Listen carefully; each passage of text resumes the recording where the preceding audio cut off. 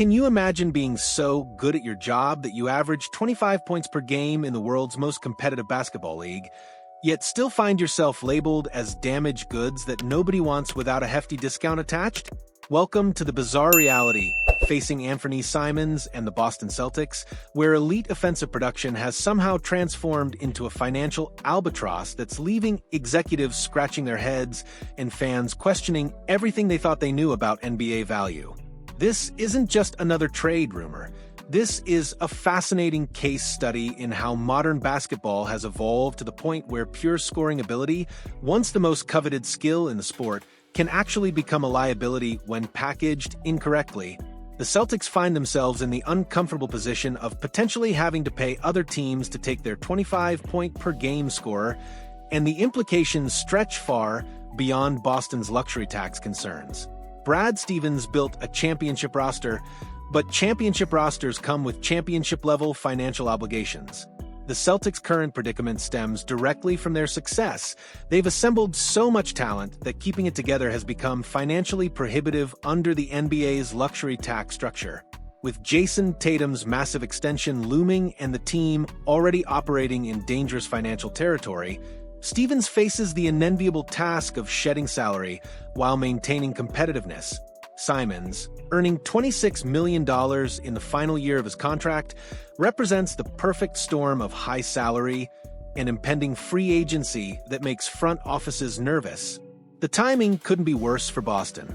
Simons will be seeking a substantial raise come summer 2026, likely commanding north of $30 million annually based on his production.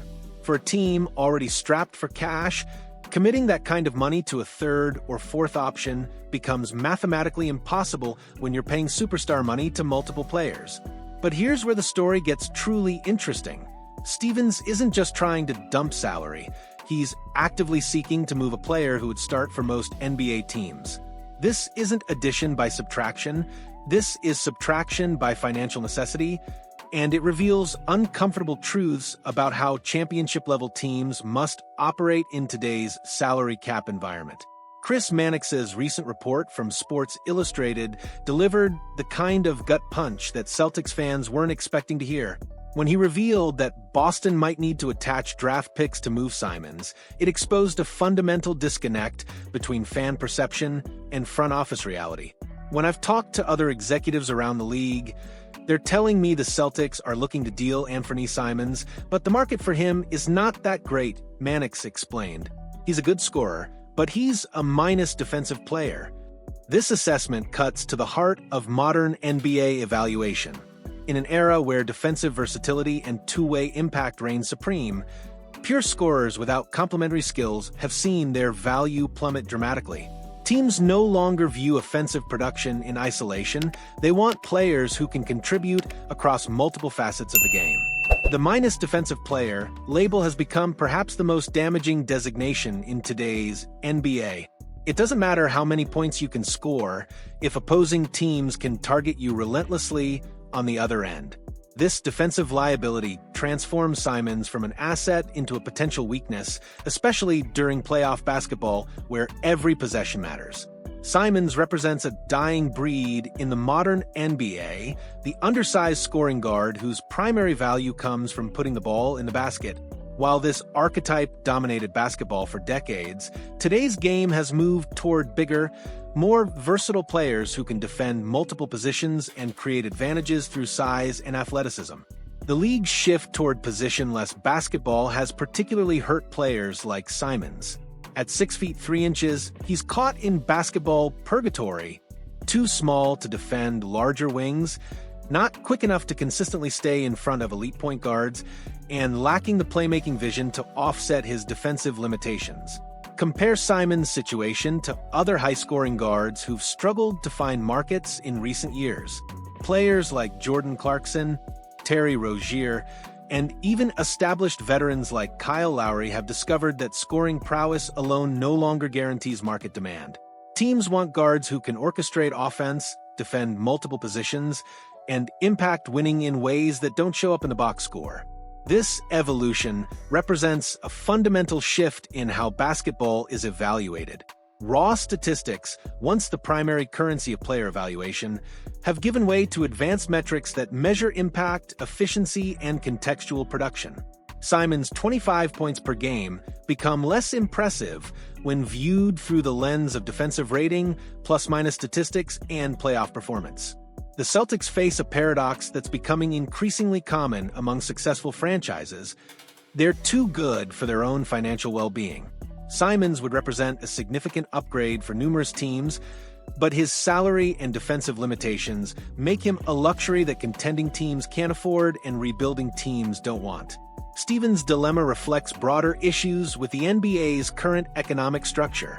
The luxury tax was designed to promote competitive balance, but it's created a system where championship-level teams must constantly shed talent to remain financially viable. Boston's success has painted them into a corner where keeping good players becomes economically devastating. The potential need to attach draft picks to move Simons represents the ultimate irony. Paying to give away talent because you have too much of it. These picks could represent future stars or valuable trade assets, making their sacrifice for salary relief a painful but necessary business decision.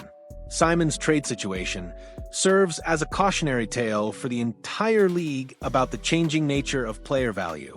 His predicament suggests that teams are becoming increasingly sophisticated in their evaluation processes, looking beyond traditional statistics toward more holistic assessments of player impact. The fact that a 25-point scorer can't find a market without sweeteners attached should terrify agents representing similar players. If Simons can't generate legitimate trade interest, what does that say about the market for other offense-first guards throughout the league? This shift has created opportunities for different types of players while diminishing others. Defensive specialists, versatile forwards, and two-way contributors are seeing their value increase, while one-dimensional scorers are finding fewer opportunities despite impressive statistical production. Boston's situation highlights an uncomfortable reality about sustained success in the modern NBA. It's financially unsustainable without perfect roster construction. The Celtics' championship window remains open, but keeping it that way requires constant financial maneuvering that can feel like trying to solve a Rubik's Cube while blindfolded. Stevens must balance present competitiveness with future flexibility, all while operating under the constraints of luxury tax penalties that can reach astronomical levels. Trading Simons isn't about his basketball ability, it's about creating the financial space necessary to maintain championship-level talent around Tatum and Jaylen Brown. The irony is palpable.